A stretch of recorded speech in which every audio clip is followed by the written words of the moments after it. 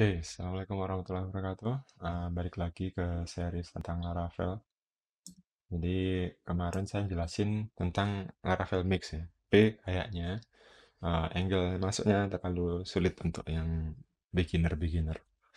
Jadi saya cerita dulu tentang asset management. Jadi di Laravel itu mau manage aset kayak CSS, JS, JavaScript itu kita taruh ada di dua folder. Ada yang bilang, ada yang bisa diakses secara online itu ditaruh di folder public, yang bisa diakses, yang nggak bisa diakses, maksudnya resource-nya itu, ini ditaruh di folder resource. Jadi yang ada di resource ini nggak bakal bisa diakses publik. Yang bisa diakses secara publik adalah CSS dan folder yang ada di folder publik. Nah, jadi yang bisa keakses secara online di via localhost slash apa itu yang ada di publik. Nah, gimana sebenarnya cara manajemen asetnya? Sama aja kayak kita manage asetnya CSS, HTML, CSS, JavaScript. Bisa kita pakai dua, bisa main di CDN, bisa main di lokal. Kalau mau di lokal, maksudnya itu lokal tuh gimana? Lokal itu ya kita taruh filenya di dalam foldernya public sini. Kalau ditaruh file dalam folder public, itu bisa main pakai nih, filenya langsung kita taruh di situ, atau kita bisa menggunakan si Laravel Mix. Nah, kemarin saya udah jelasin ribet-ribet gitu ya, pakai Laravel Mix. Tapi sebenarnya kamu pakai CDN dan kamu pakai local file pun bisa. Contoh, kita mau pakai dia di CDN, oke ya. Kita coba lihat. Kita googling dulu. Bentar ya. Buka browser, terus kita googling aset-asetnya. Sorry, ding. Eh, misal kita mau pakai Bootstrap. Nah, ini pakai Bootstrap nih, misal ya. Nah, ini kalau mau pakai eh, NPM bisa kayak begini, bisa pakai nah ini yang namanya CDN itu ya ini tadi nih, JS Deliver ini bisa dipakai untuk mengincludekan Bootstrap compile CSS or JS. Jadi kita mengincludekan Bootstrap atau JS yang versi compilan. Jadi ini adalah versi yang sudah di minify. Caranya gimana ya? Ya udah gini aja ini di copy. Nah, sekarang kita coba dulu. PHP Artisan Serve. Ini kemarin di codingan yang sudah pakai mix itu. Bentar ya. Kok lemot? Ya, biarin dulu. Nah, ini kita copy CSS-nya, terus kita copy JS-nya. Gimana? Nanti kita bisa langsung pakai, sama kita bisa pakai. Oke, localhost. Localhost 8000.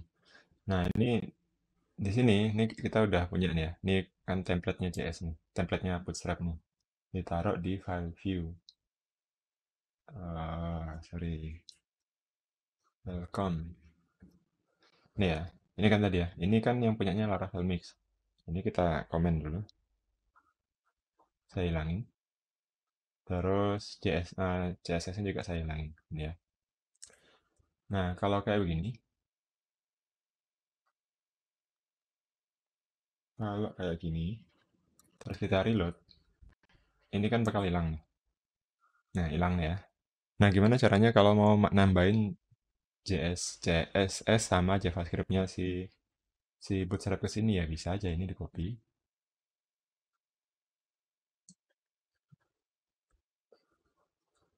Ini CSS-nya.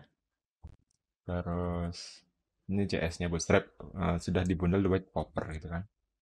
Nah, ini dibundelkan sama si CDN-nya.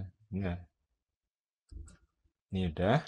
Kalau ini kita reload, sama jalan lagi. Tapi sekarang berbedaannya dengan kita tadi menggunakan yang lokal itu adalah ini. Inspect. Nah, sekarang script kita itu di load dari CDN. Jadi website kita ketika akan dibuka, dia nggak cuma buka ke kita aja, ke servernya kita aja, tapi dia juga bakalan buka ke servernya JS Deliver ini. Nah, ini gimana? Ya boleh-boleh aja, nggak masalah. Asalkan sesuai dengan kebutuhan ya. Karena si CDN ini juga nanti bakal di case sama browser dan dia emang content delivery network. Jadi emang tujuannya untuk mendeliverkan library-library kayak begini. Nah, ini bisa. Ini bisa. Oke. Terus ini jalan ya. Website-nya jalan. Ini sekarang saya komen lagi. Nih, komen lagi. Yang ini di komen lagi. Nah, kalau ini di komen lagi, keluarnya balik lagi kayak biasa. Jadi udah nggak ada HTML, nggak ada CSS, nggak ada JS-nya. Kita bisa pakai mana ya, download. Nah, atau kita download compiled CSS dan JS-nya. Nah, ini compile and minified CSS dan JS-nya itu ditaruh sini, kita download. Nah, ini save ini. Nah, ini download, terus di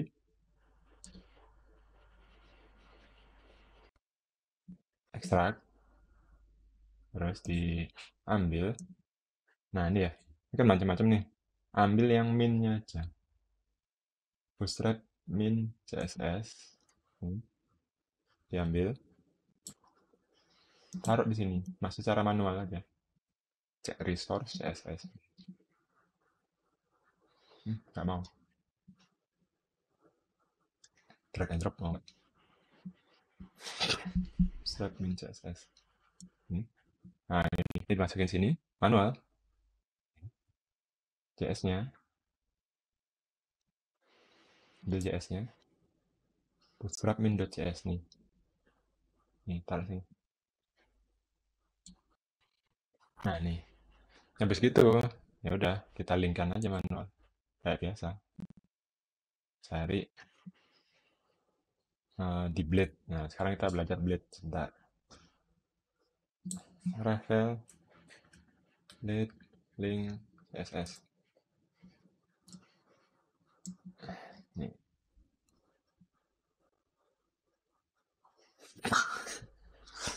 Mana ya? Oh, oke, nih. Oke, aset. Generate. Link, href, CSS-nya mana gitu kan.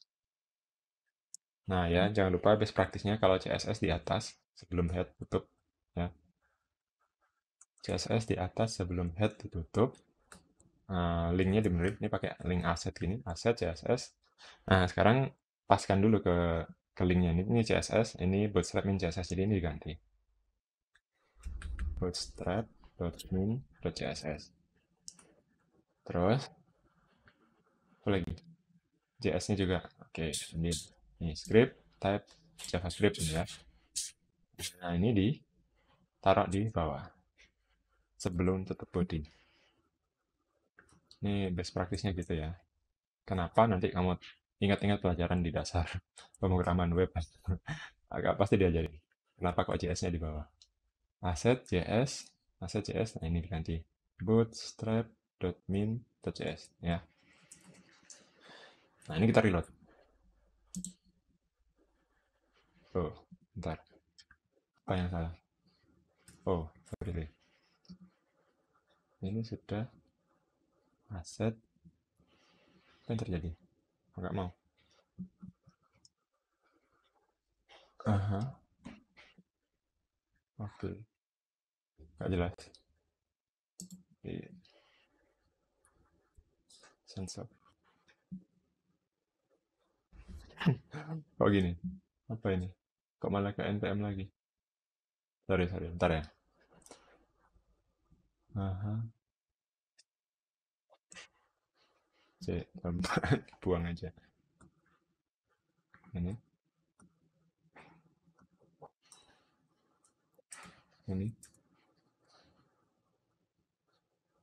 Hehe. Sorry, salah ini. Ini kan di resource ya. Saya naruhnya di resource, salah ya. Harusnya taruh di public. Ah, kacau. Ini taruh di public. Oh, CS taruh di public CS. Nih ya, jangan hati-hati ya, jangan jangan ketipu kayak saya juga. Ini public, ini resource. Resource saya resource. Public ini. Oke.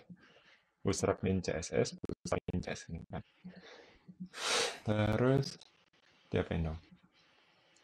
Ini reload dong. Nah, nih, udah keluar nih. Tapi sekarang dari mana datangnya? Nah, ini juga harus reload nih. Nah, nih. Sekarang si CSS-nya datang dari lokalnya kita, dari servernya kita. Nah, ini juga dari servernya kita. Nah, itu tadi kan dari server kita tuh. Nah, sekarang gimana kalau mau pakai yang punyanya Mix? Ya, sama aja, tinggal cara nulisnya aja. Yang caranya Mix, ya bisa lihat video yang sebelumnya, agak panjang kan? Nah, ini disimpan dulu. Oke, terus nanti reload. Sama aja hasilnya. Nah, ini di permukaan ya, di depan itu kelihatan sama. Sama banget, tak ada bedanya. Tapi kalau kita lihat itu di kasusnya ya, kalau kita cek GTmetrix. GTmetrix ini buat ngetes performance sebuah web gitu ya. Sekarang kita tes eh Laravel aja. GTmetrix-nya Laravel.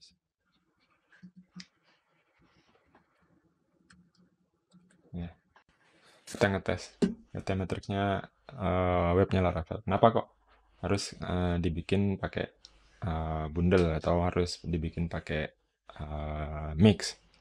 Kenapa sih? Nah ya salah satunya ini. Kita buka GTmetrix-nya double aja. Nih, kita buka aja website kampus dti.polinema.id. Nah, belum selesai. Nah, tadi ya, kalau kita pakai mix, kita semua JavaScript, semua JS dijadikan satu file. Oke, dijadikan satu file.